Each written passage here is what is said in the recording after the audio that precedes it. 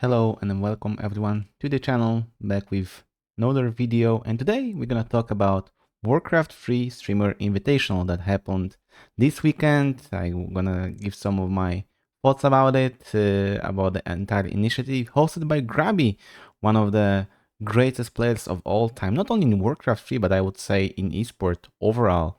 And my experience when coaching Tasteless, another legend commentator from StarCraft Brood War and StarCraft 2.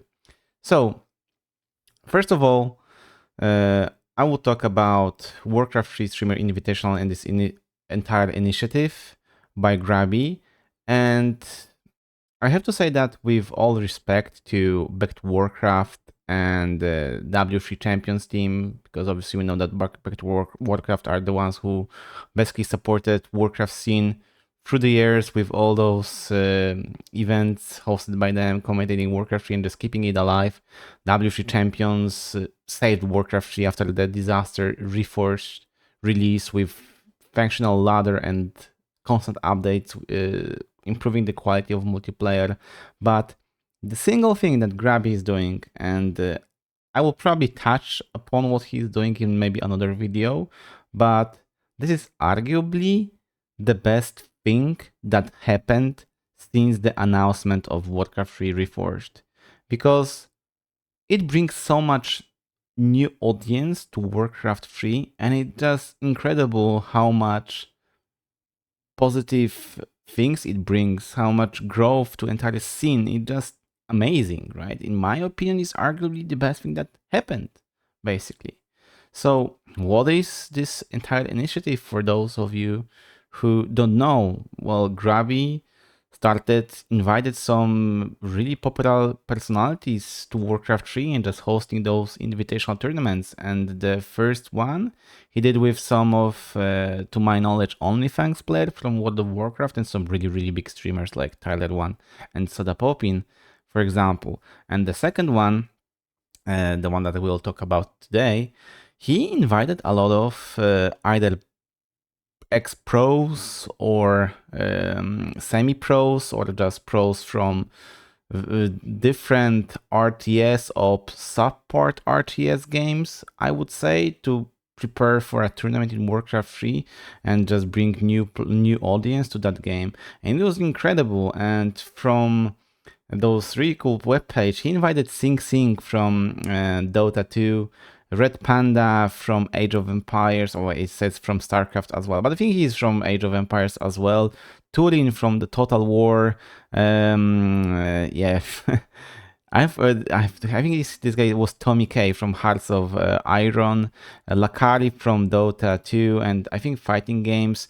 I know if you can see it on my screen, but there's also Viper, obviously the legend from Age of Empires, Loco from StarCraft 2, and obviously Tasteless from StarCraft. And the split that Grubby did was he wanted to have two representatives of each race, so 2 humans, 2 orcs, 2 undeads, and 2 night elves, and Tasteless ended up playing undead.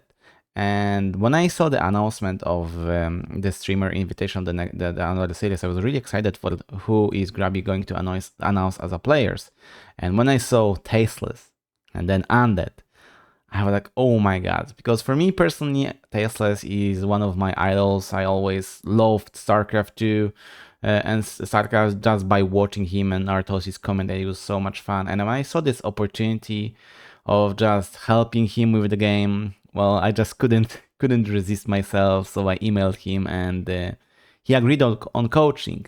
So let's talk now about how coaching of Tasteless went before we talk about his performance in this tournament. And for me, this was like the first big experience with coaching, even though I was trying to help back in the days some players with replay analysis, giving as many advice as possible. I also once helped my good friend from Poland, Grave, on one of the LANs, where he ended up actually in top 2. He lost in the finals to SLH, but I think he had a great shot at winning the tournament. It would be probably his first tournament win in his career. But overall, when I approached the coaching session with Tasteless, knowing that he has a huge experience playing RTS games, especially Brood War, I took a lot of things for granted. So my idea for helping him was to present the mechanics, even though for some people they seemed obvious. I just wanted to touch how Warcraft 3 feels and how it works, because it's a different game than StarCraft Brood War. And the best analogy I came up with in comparison to setting a comparison between StarCraft Brood War and Warcraft 3 was that StarCraft Brood War is like, let's say, Quake, right? It's like a fast-paced FPS game where it's all about those bunny hops, movement, timings and whatnot. And Warcraft 3 is like Counter-Strike, right? It's much slower. It's about timings, positioning, and more tactical, right? And I told Tasteless, like, okay, we need to stop playing Warcraft like Quake. You just have to change your mindset. And that was actually one of the big struggles we had, that Tasteless was having a lot of those habits from playing Brood War that did not transition well to Warcraft, just how different those games are, even though they both came from Blizzard, right? So we had really small amount of time. I think it was like approximately 3 weeks, but I think it was like 2.5 weeks for the tournament to prepare. And my idea was first to spend like 4 to 5 days just playing with the game alone, like learning the mechanics of group management, how surrounds works, how movement works, selecting, deselecting units, because it's a different feeling than Brood War, right? Brood War is a little bit clunky, and Warcraft has a fresher engine, so it's like more responsive game. So just how this feels. And besides, I think like Warcraft 3, and this is probably what also Tasteless learned, is a lot more complex game than StarCraft. And okay, the guys don't beat me up for that. Trust me, I played StarCraft 2, Wings of Liberty on Grandmaster level. I played Warcraft 3 on obviously also the highest level. Played Heroes of the Storm on the highest level. And Warcraft 3 is an extremely complex game. It's not like you just have, I don't know, expansion or a free base in StarCraft, you just produce units and that's it, right? In Warcraft 3, you have much more things happening. Even though it may appear slow, it isn't slow at all. You have to keep track all the time of many things. You have gold, wood, you have upkeep management, you have experience, items, neutral creeps. It's just so much stuff that you need to know and how to approach it, then that it might feel kind of overwhelming. And it did feel overwhelming for Tasteless. That's why I told him also to spend a lot of time just alone playing around the map, just having this feeling how the creeps works, how the day-night cycle works, how the items work, skills works, how you level up and whatnot. I feel like playing the campaign is not necessarily enough, but yeah, that was the initial plan for the first week. I was also not completely aware of his duties and other responsibilities outside of the game, because with time, I saw that Tasteless was only spending time during the streams on Warcraft. I don't think how much time he was spending outside of the streams on the game, but from my observation, he was for sure not spending as much time as the others, because I think like all the other players were grinding on stream and off stream. And I think especially Sing put a lot of attention to gaining as much game knowledge as possible and then putting it into the practice, right? So I think this is also, I understand Tesla's position. I know he did his best. I know maybe sometimes people were joking that I was a professional yapping, but I really care that I wanted him to understand how the game works, because my approach is that the knowledge always comes first, and then it's just how you use that knowledge. I don't think that massing games necessarily benefits it, and it's not like I want to criticize anyone, but I think like one of the players, Lakari, he was like a huge grinder. He was playing so many games, and it did not really transition that much to his results in the tournament, to be fair, right? So I guess just sometimes, guys, just slow down. It's sometimes just more about knowing what to do rather than just playing and repeating the same mistakes over and over and over and over again, right? And not improving at all, or just improving on the things that actually are not good to improve on, right? So the first week before we jump to the ladder, we practiced those mechanics. I also gave a hard challenge for Tasteless to micro water, right? To train on micro map. And I left him at the beginning with a tough build. That, in my opinion, is probably the build that teaches you the most about how Undead plays and feels, and it's the Ted Finn build. With those of you that don't know, it's basically the fastest tech possible for Undead to get tier 3 based on the composition of 3 heroes, Fiends, Tetris, and Destroyers. It's a little bit complex and it demands a lot of multitasking and micro from Undead, but it really, overall, if you're an experienced player in the game, it's a really solid build, even though it's not meta anymore. Maybe with the patch changes it will come back to the meta, especially against human and undead, but it's overall a solid build, right? And Tasteless actually went too early to ladder. He tanked his MMR, went like 0-11 or 0-12 with that build, and we had to start the U-turn, the rebuild, to regain this MMR and grind the ladder. So I presented with him with a couple of strategies, and the grind began. But still, even though I know Tasteless gave his best and really tried his hard and had long stream sessions and played, it was just not enough. Still, all the players, I feel they spent more time on the game, and that was an issue when we will talk now about the performance in the tournament, because through the games I also saw that Tasteless kind of needs time to get familiar with his environment, and whenever he was put in a situation that is completely new to him, he was losing it. He was like losing the control of the game, of multitasking, just not knowing what to do. But he had glimpses of really great potential when he had clean games, when he was completely aware of what to do, what is the next move, just because when you play, you kind of not react on time. You try to plan ahead with your actions. That's why so many pro gamers are really fast, because they plan ahead always with their moves. And when he knew what he's supposed to do, then his multitasking was on point, his macro was on point, his creeping was on point. He was just playing really good. He was really solid. Even though it was low MMR game, the games looked like he could be much higher than he was, right?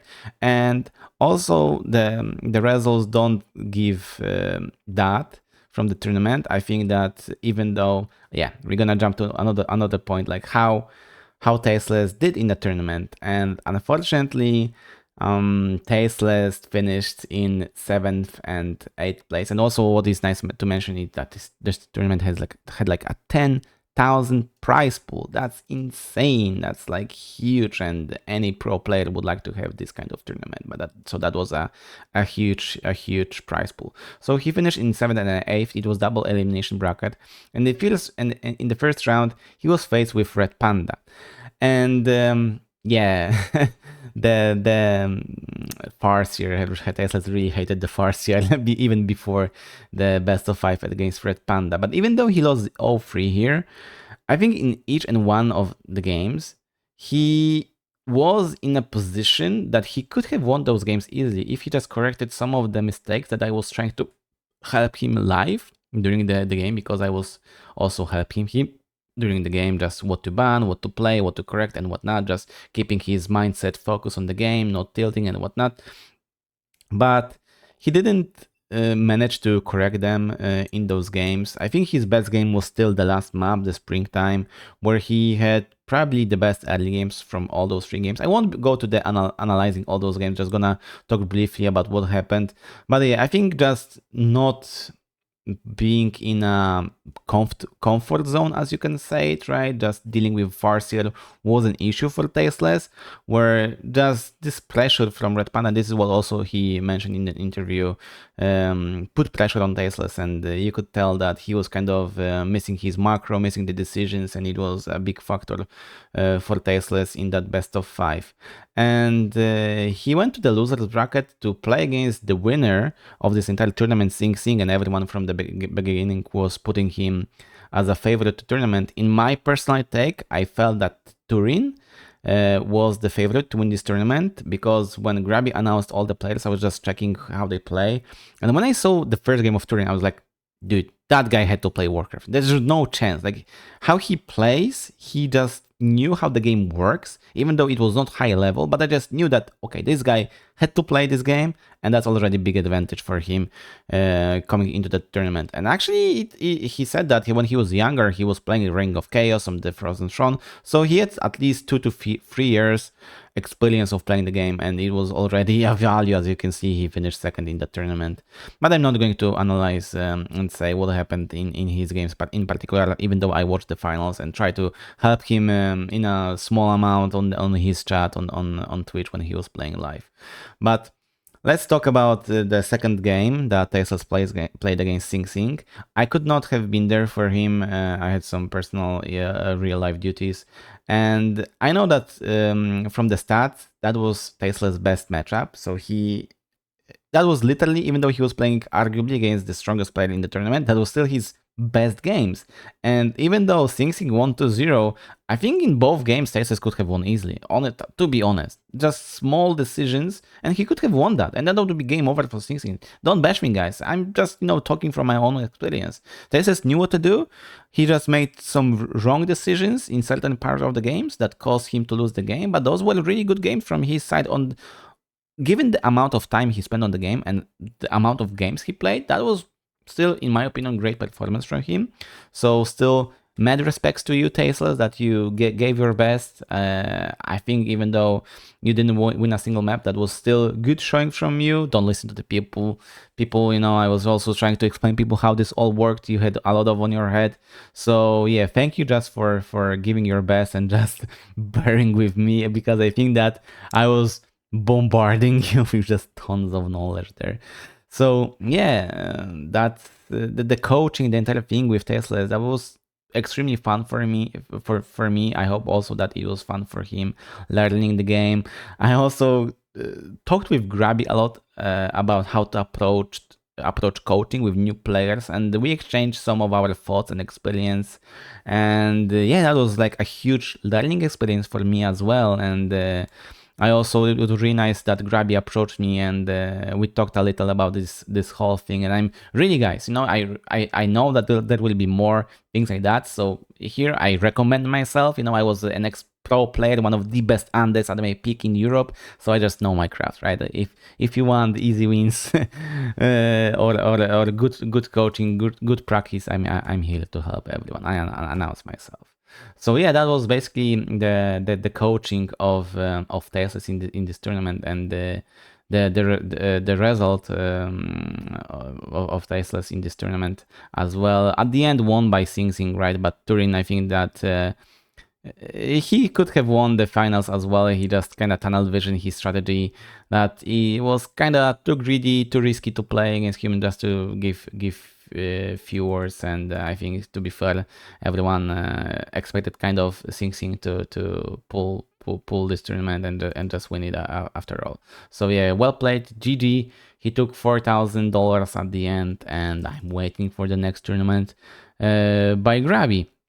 And also, just to put some sort of a conclusion to all of that is happening right now, I mean, thanks to Grubby, to what he's doing, I think, and every work that for the past 5 years was put by Back to Warcraft, and especially by the W3 Champions team, Warcraft 3 is in a great place. I mean, the viewership was incredible for those past 2 events, reaching like 40k plus at this edition. And I think the first one was even more, but you had more popular streamers taking part in that tournament as well, especially with Tyler and Soda, right?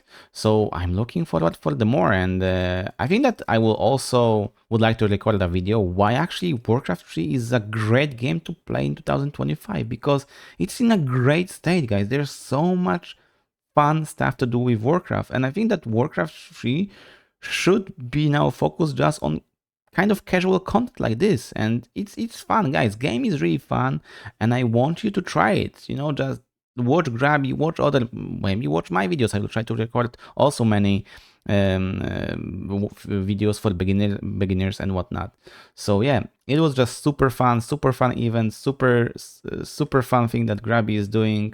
Tasteless, I love the experience. I think you did good. I'm proud of you. Trust me, I'm not joking. I'm really proud of you. And yes, guys, I hope you like this. This is kind of my thoughts about all this event and my experience with it. And hopefully see you in the next video. I mean, hopefully for sure. So yeah, I will just probably say the standard thing, you know, like and subscribe, right? If you like this, leave a comment, tell me your feedback. I also want to record some analysis of the replays, help you guys grow your game as Andes. Maybe just, you know, start with the game itself. So there are a lot of tricks in my sleeve. I know that when I was doing live sessions with Tasteless on his stream, people were coming like, oh my god, I did not know, I'm playing this game for 15 years and I didn't know that this thing is in a game, or this is how you do it, right? So yeah, I know my craft, I know a lot of stuff, and I'm here to help you guys, and I'm here to share my love towards Warcraft 3 gamers and overall RTS, because this is my big hobby. Anyway, signing out. Thank you for watching and bye. See you in the next one.